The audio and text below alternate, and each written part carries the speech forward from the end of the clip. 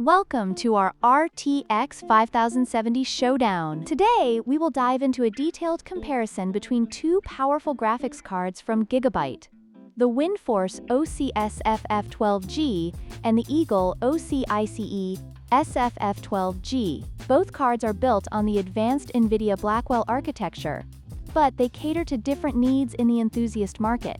Let's explore their features, performance, and cooling systems to see which one reigns supreme in the world of gaming graphics.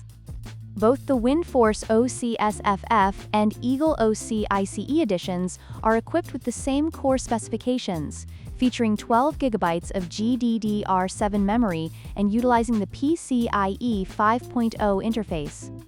This ensures that both cards deliver top-tier performance for gaming and graphic-intensive tasks. However, the cooling solutions differ, which may affect sustained performance under load. The WINDFORCE OC SFF features a compact cooling solution designed for small form-factor builds, but it may struggle under heavy loads due to its limited size.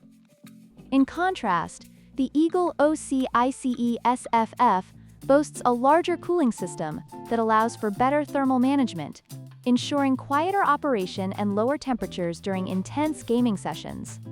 When it comes to aesthetics, the WINDFORCE OC SFF features a standard black finish that appeals to traditional builds. On the other hand, the Eagle OC ICE SFF stands out with its striking white and silver design, making it an attractive choice for themed PC builds. This visual difference may influence your decision based on your personal style and build theme.